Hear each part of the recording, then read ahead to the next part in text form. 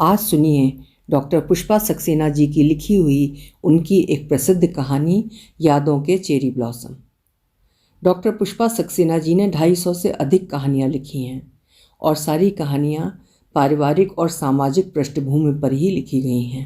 प्रसिद्ध साहित्यकार धर्मवीर भारती जी इलाहाबाद यूनिवर्सिटी में उनके गुरु रह चुके हैं और शायद कहीं लेखन उनसे ही प्रभावित रहा है उनका। तो सुनिए कहानी यादों के चेरी ब्लॉसम। अपने अति गौरवर्ण तीखे नाक नक्श के साथ असाधारण मेधा की स्वामिनी चेरी सबके आकर्षण का केंद्र बन जाती। क्लास में साथ की लड़कियां उसे छेड़ती। एक बात बता चेरी, तुझे ये चेरी नाम किसने दिया है? बड़ा सार्थक नाम है, एकदम गुलाबी चेरी जैसी दिखती है। अपनी बुद्धि और सुंदरता का जरा सा अंश हमें भी दे दे चेरी। चेरी सोच में पड़ जाती, किसने दिया उसे ये नाम? पता नहीं क्यों से लगता ये नाम पापा का दिया नहीं हो सकता। क्या उसे ये नाम उसकी माँ ने दिया था? लड़के उसे देख आहें भरते, काश ये मीठी चेरी हमें मिल जाए। सबके कमेंट्स पर चेरी मौन ही रहती। बेहद मितभाषी और मृदु स्वभाव वाली चेरी अपनी अध्यापिकाओं की भी प्रिय छात्रा थी। ये तो बाद में पता चला कि उसकी माँ अमरीकी थी। न जाने क्यों पापा और उसकी दूसरी माँ उसके साथ मेहमानों जैसा व्यवहार करते। उनके बीच एक अव्यक्त सी दूरी बनी रहती। उसके पापा इस बात का खास ख्याल रखते कि चेरी किसी के साथ ज़्यादा घुले मिले नहीं। हर महीने पापा उससे कुछ कागजातों पर साइन कराते वक्त कहते, तेरी पढ़ाई के लिए इंश्योरेंस कराया है ताकि तू खूब आगे तक पढ़ सके। जब कभी चेरी अपनी सहेली मीना के घर जाती तो उन माँ बेटी के बीच माँ बेटी के सहज स्वाभाविक स्नेह को देखकर सोचती, शायद अगर उसकी अपनी माँ होती तो वो भी उसे वैसे ही प्यार करती। घर में पापा और मम्मी से वो कभी खुलकर बात नहीं कर पाती। रिश्तेदारों के नाम पर पापा की बस एक बड़ी बहन कालिंदी बुआ भर हैं। अमेरिका में पढ़ाई पूरी कर अब वो पति के साथ कीनिया में बस गई हैं। चेरी की 11वीं वर्षगांठ पर कालिंदी बुआ आई थीं। चेरी को उन्होंने खूब प्यार किया था। चेरी के मानस में अपनी माँ की कोई स्मृति नहीं थी। जब कभी पापा से माँ के बारे में कुछ जानना चाहा, पापा ने घृणापूर्ण शब्दों में बताया था, वो औरत के नाम पर कलंक थी। तुझ नन्ही बच्ची को मेरे पास छोड़ एक गैर मर्द के साथ भाग गई। पापा, मुझे माँ अपने साथ क्यों नहीं ले गई? क्या वो मुझे प्यार नहीं करती थी? चेरी का कोमल मन उदास हो उठता। उसे अपनी अय्याशी के लिए आज़ादी चाहिए थी। तू तो उसकी आज़ादी की राह में कांटा बनती। नशा करके वो तुझे जिस बेरहमी से पीट डालती कि सह पाना कठिन हो जाता। रोकने पर गुस्से में मेरी शर्ट तक फाड़ डालती। चेरी दहशत में आ जाती। क्या सचमुच उसकी माँ अपनी नन्ही बेटी को उस निर्दयता से पीटती थी? पापा से अपनी माँ के घृणित कृत्यों को सुनती चेरी अंतर्मुखी और कुंठित होती गई। उसके मन में माँ के प्रति आक्रोश पनपता। क्यों वो उसे अकेला छोड़ गई? अगर पापा उसे अपने साथ इंडिया ना लाते तो उसकी क्या नियति होती? शायद इसीलिए चेरी ने अपना पूरा ध्यान पढ़ाई और स्कूल कॉलेज की दूसरी एक्टिविटीज़ पर केंद्रित कर लिया। हर परीक्षा में प्रथम आने वाली चेरी डिबेट नाटक के अलावा खेलों में भी सबसे आगे रहती। कथक नृत्य करती चेरी अपने नृत्य से मानो राधा को साकार कर देती। दर्शक मंत्रमुग्ध रह जाते। अचानक कालिंदी बुआ के आने की खबर ने चेरी को उत्साहित कर दिया। बुआ के आने से घर की एकरसता टूटने का पूरा विश्वास था। अपने जीवंत हंसमुख स्वभाव के कारण वो घर में रौनक ला देती। नियत दिन कालिंदी बुआ आ गईं। चेरी को सीने से चिपटाती वो कुछ कहते कहते रुक गई। उनकी हंसी और ढेर सारी मज़ेदार बातों से घर का माहौल खुशनुमा हो गया। चेरी पर उनका विशेष स्नेह था। चेरी भी उनके साथ सहज ही खुलती गई। उनके प्यार और अपनत्व में चेरी भीग जाती। कालिंदी में उसे ममतामयी माँ दिखती। उसकी दूसरी माँ ने उससे हमेशा एक दूरी बनाए रखी। कॉलेज की ढेर सारी बातें सुनती कालिंदी चेरी की बुआ कम मित्र ज़्यादा बन गई थी। सच बता चेरी, तेरा क्या कोई बॉयफ्रेंड नहीं है? नहीं बुआ, पापा कहते हैं लड़कों से दोस्ती करना ठीक नहीं होता, उन पर कभी यकीन नहीं करना चाहिए, भोलेपन से चेरी बताती। ऐसा कहते हैं तेरे पापा? कुछ कहना चाह कर भी कालिंदी चुप रह जाती। उनके चेहरे के भाव चेरी पढ़ नहीं पाती। कालिंदी बुआ अमेरिका में रही थी। चेरी का जी चाहता वो उनसे अपनी माँ के बारे में कुछ पूछे, पर साहस नहीं कर पाती। किसी के भी सामने माँ का नाम लेने की पापा ने सख्त मनाही जो कर रखी थी। चेरी की एमए परीक्षा का रिजल्ट आया था। हमेशा की तरह चेरी ने सर्वोच्च स्थान पाया था। माँ और पापा बाहर गए हुए थे, घर में बस कालिंदी बुआ ही थीं। उत्साहित चेरी ने उन्हें अपना रिजल्ट दिखाते हुए खुशी से बताया, बुआ मैं फर्स्ट आई हूँ। पूरे हिस्ट्री डिपार्टमेंट के 5 वर्षों में इतने अंक किसी को नहीं मिले। नया रिकॉर्ड बनाया है मैंने। चेरी की आवाज़ में खुशी छलकी पड़ रही थी, गोरा चेहरा खुशी से चमक रहा था। ऐसा तो होना ही था, आखिर तू बेटी किसकी है? तू हर बात में बिल्कुल अपनी माँ पर गई है चेरी। चेरी के चेहरे को मुग्ध दृष्टि से देखती कालिंदी ने कहा, आप माँ को जानती थी बुआ? पहली बार चेरी ने अपनी माँ के लिए किसी से तारीफ के शब्द सुने थे। मैं मेडिसिन में एमएस करने अमेरिका गई थी। कुछ दिनों तक भैया और नैन्सी भाभी के साथ रही थी। पुअर नैन्सी, अब तो वो इस दुनिया में नहीं है। कालिंदी की हल्की सी उसास चेहरे से छिपी नहीं रही। बुआ प्लीज़ बताइए मेरी माँ कैसी थी? पापा तो उनका नाम भी नहीं लेना चाहते। चेरी का रोम रोम कान बन गया था। देख चेरी, अगर तेरे पापा नैन्सी का नाम भी नहीं लेना चाहते तो उसे भुला देने में ही तेरी भलाई है। अच्छा, तो बस इतना बता दीजिए माँ रहती कहाँ थी, क्या काम करती थी? प्लीज़ बुआ। कमाल है, वीरेश ने तुझे ये भी नहीं बताया? तेरी माँ अमेरिका की यूनिवर्सिटी ऑफ हिस्ट्री की प्रोफेसर थी। नैन्सी बहुत पॉपुलर टीचर थी। माँ कौन सी यूनिवर्सिटी में प्रोफेसर थी बुआ? जाने दे चेरी, अब वो सब जानकर क्या करेगी? अगर तेरे पापा को पता चल गया तो बेकार में नाराज़ होंगे। मैं वादा करती हूँ बुआ, मैं पापा से कुछ नहीं कहूँगी, ट्रस्ट मी बुआ। तेरी माँ यूनिवर्सिटी ऑफ वॉशिंगटन में पढ़ाती थी, याद रख। तेरे पापा को इस बारे में कुछ पता नहीं चलना चाहिए। तुझे देखकर नैन्सी याद आ जाती है। आज तेरा रिजल्ट देखकर उसका नाम मुंह से निकल गया।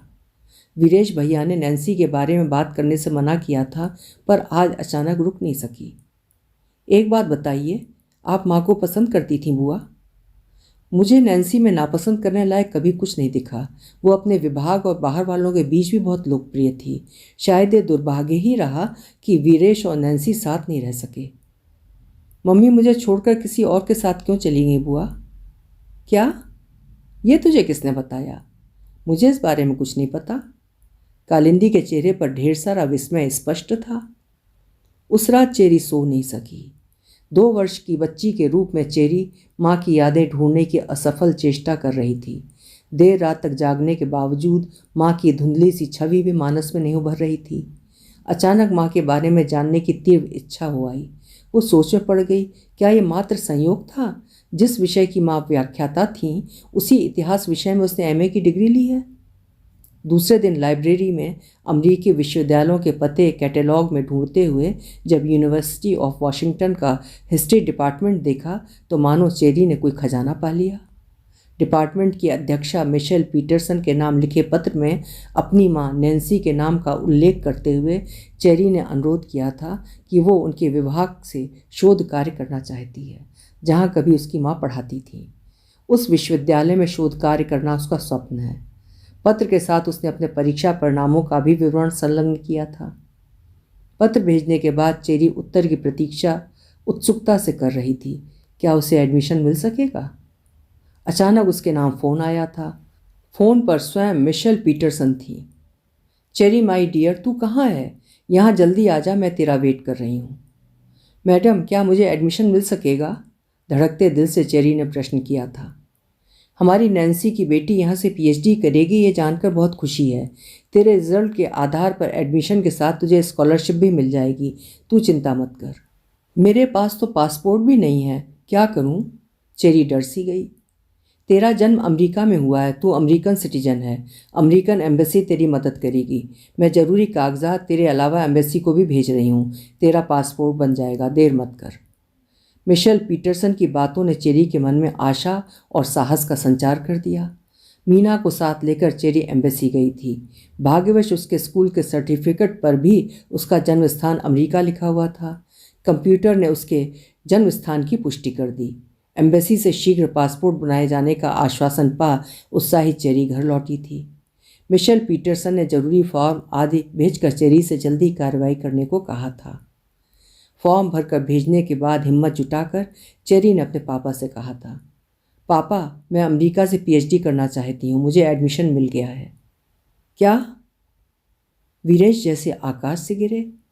जी पापा, अमेरिका से पीएचडी करना मेरा स्वप्न है। सौभाग्य से मुझे अवसर मिल रहा है। मैं ये चांस नहीं छोड़ सकती पापा। नहीं, बिल्कुल नहीं, तू अमेरिका नहीं जा सकती। मैं नहीं चाहता वहाँ के दूषित माहौल में तू सांस भी ले। प्लीज़ पापा, मुझे आशीर्वाद दीजिए, रोकिए नहीं। मुझे बस प्लेन के टिकट भर के पैसे चाहिए। वहाँ के खर्चों के लिए मुझे स्कॉलरशिप मिल रही है। कौन सी यूनिवर्सिटी तुझे स्कॉलरशिप दे रही है, ज़रा मैं भी तो सुनूं। University of Washington. खबरदार, जो ये नाम मुंह से फिर निकाला। मेरी इजाज़त के बिना ये सब किसके कहने पर किया है? एक बार कह दिया कि तू नहीं जा सकती, समझी? क्रोध से वीरेश की आंखें लाल हो गईं। एक बार उस जगह को देखना चाहती हूँ पापा, जहाँ आप और मम्मी ने मुझे जन्म दिया है। वादा करती हूँ कोई गलती नहीं करूँगी। पापा, मुझे जाने दीजिए। चेरी की आंखों से आंसू बह निकले। नहीं, ये असंभव है। अगर तू गई तो तेरे साथ हमेशा के लिए मेरा रिश्ता खत्म। ये बात अच्छी तरह से समझ ले, फिर अपना फैसला ले। बाद में पछताएगी तो मैं माफ़ नहीं करूँगा। कड़ी आवाज़ में वीरेश ने चेरी को चेतावनी दे डाली। चेरी का अमेरिका जाना क्यों असंभव है वीरेश? बेटी को इतना अच्छा चांस मिल रहा है, तू बाधा क्यों डाल रहा है? इतनी ज़हीन बेटी की राह में क्यों रोड़े अटका रहा है? अगर तू प्लेन के टिकट के पैसे नहीं देगा तो मैं दूंगी। अचानक कालिंदी ने आकर दृढ़ शब्दों में अपनी घोषणा कर डाली। आप कुछ नहीं जानती दीदी, इसका वहाँ जाना ठीक नहीं है। एक बार कह दिया सो कह दिया। क्यों ठीक नहीं है वीरेश? अपना जन्म स्थान देखने के अलावा चेरी वहाँ से डॉक्टरेट की डिग्री भी तो लाएगी। इससे तेरा भी तो सम्मान बढ़ेगा। कितनी लड़कियों को अपने बलबूते ऐसा अवसर मिल पाता है। तुझे तो चेरी को शाबाशी देनी चाहिए। मैं जानता हूँ ये वहाँ से वापस नहीं आएगी। वहाँ के माहौल में अपना घर भूल जाएगी। अच्छाई इसी में है कि अमेरिका के सपने देखना भूल जाए। मैं दावे के साथ कह सकता हूँ ये वापस नहीं आएगी। इस देश में क्या अच्छे विश्वविद्यालयों की कमी है? पीएचडी यहाँ से भी तो कर सकती है। क्यों वीरेश, तू वापस आया या नहीं? बेकार का डर छोड़। चेरी चल, तू अपने जाने की तैयारी कर, मैं तेरी मदद करती हूँ। कालिंदी बुआ के प्रति चेरी कितनी कृतज्ञ थी। कालिंदी के सहयोग से सब कुछ कितना आसान हो गया। अनुभवी कालिंदी बुआ ने सभी आवश्यक चीज़ों की लिस्ट बनाकर खरीदारी कराई थी। अमेरिका के जीवन पर तो खासा लेक्चर ही दे डाला। उन सब तैयारियों के बीच चेरी के पापा न जाने कहाँ चले गए। चेरी के उदास चेहरे को देख कालिंदी उसके मन की बात समझ गई। प्यार से समझाया था, परेशान मत हो चेरी, तुझसे अलग होने की बात से वीरेश उदास है। कुछ दिनों में वो ठीक हो जाएगा। कल तेरी फ्लाइट है, देख लेना। तुझे छोड़ने वीरेश एयरपोर्ट पर जरूर आएगा। पापा ने चेरी को निराश ही किया। कहाँ पहुँचे पापा? उसे छोड़ने बस कालिंदी ही आई थी। कहाँ चले गए पापा? ऐसा क्यों किया? क्यों पापा? नम पलकों के साथ प्लेन में बैठी चेरी का मन प्लेन की गति से तेज उड़ान भर रहा था। अमेरिका पहुंचने की उत्सुकता के साथ मन में संशय भी था। मिशेल मैडम ने चेरी को सीधे उनके घर पहुंचने के निर्देश दिए थे। घर का पता, टेलीफोन नंबर के साथ आवश्यक जानकारियां भी दी थीं। उनकी बातों से लग रहा था वो नैन्सी से बहुत प्यार करती थी। चेरी सोच रही थी कि कैसा होगा वो विश्वविद्यालय जहाँ उसकी माँ पढ़ाती थी। अब वो, उनकी बेटी, उसी विश्वविद्यालय में शोध कार्य के लिए जा रही थी। न जाने क्यों मन भारी हुआ जा रहा था। टैक्सी से मिशेल पीटरसन के घर पहुंची। चेरी ने डोरबेल बजाई थी। दरवाज़ा स्वयं मिशेल ने खोला था। सफ़ेद बालों में उनका ममता में चेहरा चेरी को देखकर खिल उठा। भाव विभल हो कह बैठी, ओह माय गॉड, मेरी नैन्सी वापस आ गई। तू अपनी माँ की कार्बन कॉपी है cherry. I hope you had a comfortable journey. बात खत्म करती मिशेल ने चेरी को सीने से चिपटा लिया। आंखें नम हो आईं। प्यार से चेरी के कंधे से पकड़कर मिशेल चेरी को लिविंग रूम में ले गई। चेरी की पीठ पर स्नेह भरा हाथ फेर मिशेल चेरी के लिए कोल्ड ड्रिंक लाने चली गई। सोफे पर बैठी चेरी की दृष्टि सामने दीवार पर लगी तस्वीर पर अटक गई। तस्वीर की स्त्री के चेहरे से चेरी के चेहरे का अद्भुत साम्य था। कोल्ड ड्रिंक थमाती मिशेल चेरी की दृष्टि का अनुसरण करती हुई बोली, मेरे घर में अपनी माँ की तस्वीर देखकर ताज्जुब हो रहा है ना चेरी? सच तो यह है, नैन्सी सिर्फ इस तस्वीर में ही नहीं, मेरे दिल में भी बसी है। क्या ये मेरी माँ की तस्वीर है? क्या तूने अपनी माँ की तस्वीर भी नहीं देखी है? चेरी के उस सवाल पर मिशेल विस्मित थी। चेरी ने जवाब में नकारात्मक सिर हिला दिया। आंखों में अपरिचय का भाव था। How mean of that cheat. पर उससे और क्या उम्मीद की जा सकती थी? आप किसकी बात कर रही मैम? चेरी चौंक सी गई थी। एक माँ से उसकी बेटी को चुराकर भागने वाला धोखेबाज, मेरा मतलब पुअर नैन्सी के सो कॉल्ड हस्बैंड से है। मिशेल के चेहरे पर आक्रोश था। ये आप क्या कह रही हैं मैम? ये सच नहीं है। सच ये है कि पापा को छोड़कर किसी और के साथ जाते वक्त मम्मी मुझे पापा के पास छोड़ गई थी। What nonsense! इतना बड़ा झूठ बताया उस रास्कल ने। तेरी माँ आखिरी सांस तक तेरी याद में घुलती रही, तुझे खोजने इंडिया तक गई, पर वो तुझे लेकर न जाने किस बिल में छिप गया था। निराश नैन्सी वापस आ गई।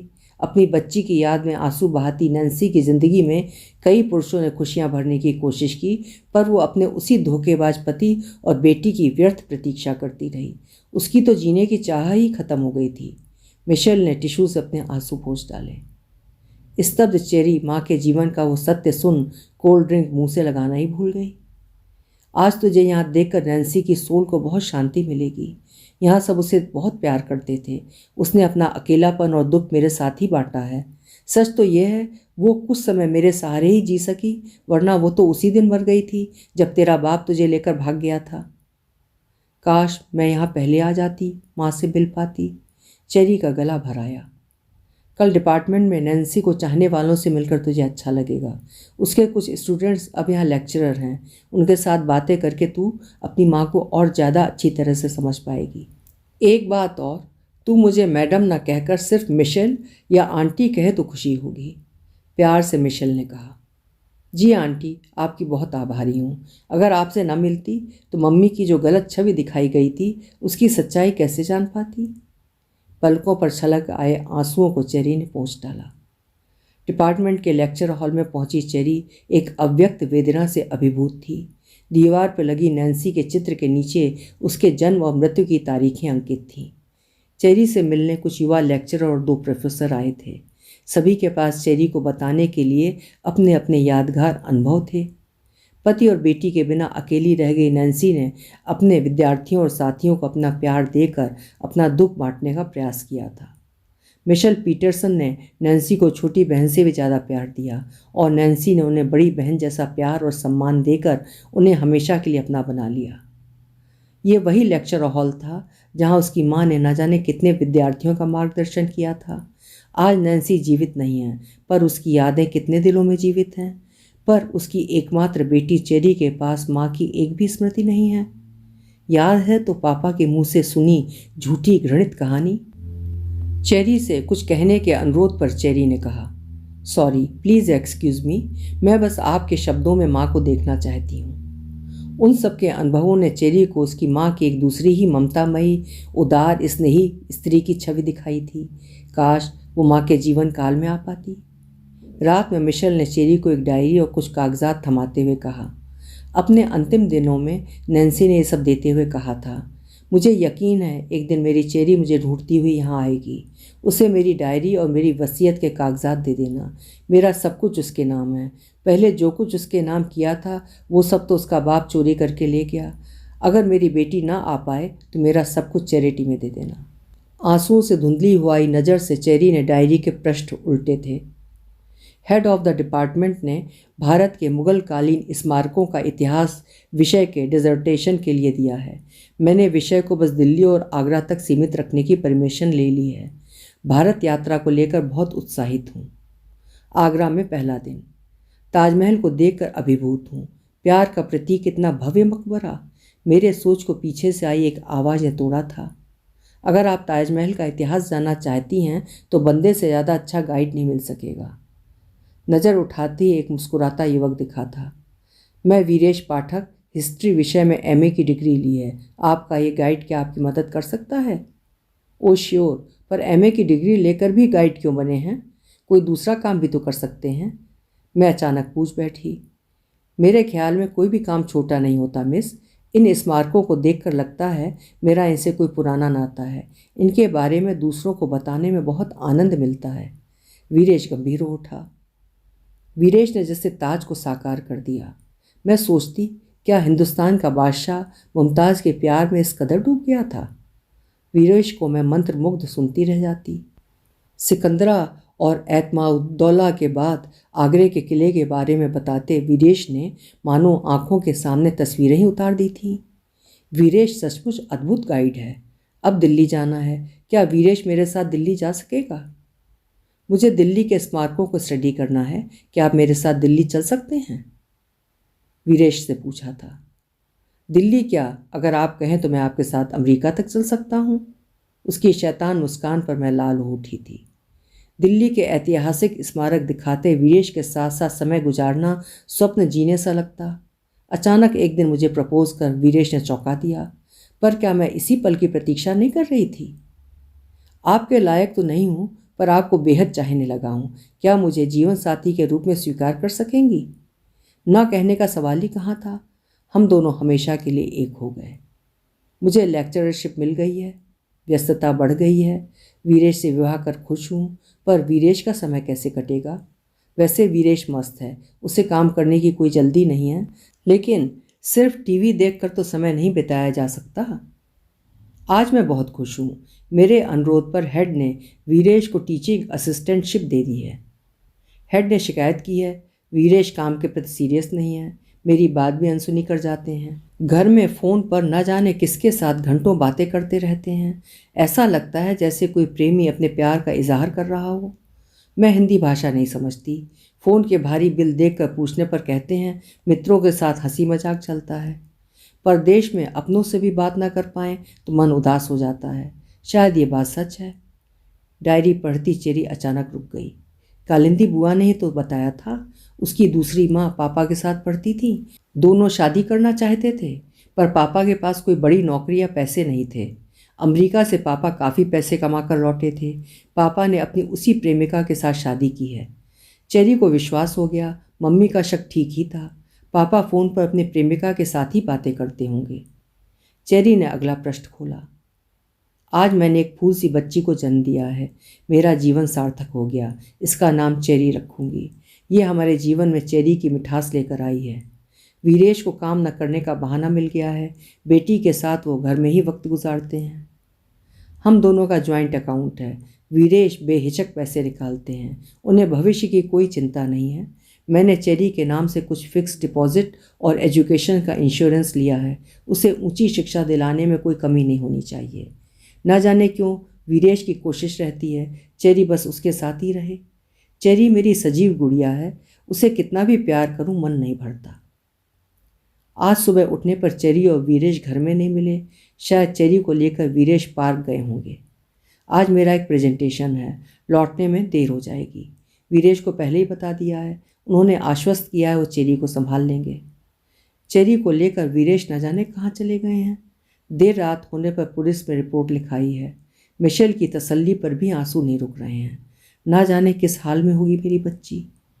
अचानक जो सूचना मिली उसने स्तब्ध कर दिया। मुझे सोता छोड़ पिछली रात ही चेरी को साथ लेकर वीरेश फ्लाई कर गए थे। अब तक तो इंडिया भी पहुंच गए होंगे। हाय मेरी बच्ची। मैं पछाड़ खाकर गिर पड़ी। मेरे जेवर, कैश, इंश्योरेंस के कागजात सब गायब थे। रोती हुई चेरी न जाने कब सो गई। सवेरे मिशेल ने प्यार से जगाया था। अपनी माँ का घर देखना चाहोगी चेरी? क्या मम्मी का यहाँ कोई घर है आंटी? चेरी का विस्मय स्वाभाविक था। हाँ, वैसे तो घर अभी स्टेट कस्टडी में है, पर नैन्सी ने इंस्ट्रक्शन दे रखे हैं अगर कभी उसकी बेटी आ जाए तो ये घर उसका होगा। 35 वर्षों तक यदि चेरी ना आए तो ये घर किसी ऑर्फेनेज को दे दिया जाए। ओह मम्मी, मैं आ गई हूँ, पर तुम क्यों नहीं हो? मेरा इंतज़ार क्यों नहीं किया? चेहरा ढांप चेरी रो पड़ी। Calm down cherry. क्या यही काफ़ी नहीं है कि तू नैन्सी के यकीन को सच करने आ गई? वैसे अगर पढ़ाई पूरी करने के बाद तू इंडिया वापस जाना चाहे तो अपने घर को बेचने या चैरिटी में देने का तुझे पूरा अधिकार होगा। मैं अब कभी इंडिया वापस नहीं जाऊंगी आंटी। मम्मी के घर में रहकर उनकी यादों को जीना चाहूँगी। आंसू पोंछ चेरी माँ के घर जाने को तैयार थी। एक सूना उदास घर मानो किसी की प्रतीक्षा कर रहा था। बंद दरवाजे खुलने को तैयार थे। घर की उदासी को झुठलाता एक चेरी ब्लॉसम का पेड़ अपने पूर्ण दर्प के साथ गुलाबी फूलों से लदा मुस्कुराता सा लग रहा था, मानो उसकी प्रतीक्षा पूर्ण हो गई थी। ये पेड़ तेरी माँ ने तेरी याद में लगाया था चेरी। अक्सर इसी पेड़ के नीचे बैठी नैन्सी पुराने एल्बमों में तुझे खोजती आंसू बहाती थी। ये पेड़ नैन्सी के आंसुओं से सिंचित है। मिशेल की आवाज़ भीग आई। अचानक मिशेल का साथ छोड़ चेरी भागकर चेरी ब्लॉसम के तने से जा चिपटी। Mummy, mummy. चेरी की आंखें बरस रही थीं। हवा के झोंके से झड़ते फूल मानो उसे नैन्सी का आशीर्वाद दे रहे थे। अभी आपने डॉक्टर पुष्पा सक्सेना जी की लिखी हुई कहानी सुनी, यादों के चेरी ब्लॉसम। आशा है कहानी आपको ज़रूर पसंद आई होगी। कल फिर मिलेंगे। आपका समय शुभ हो।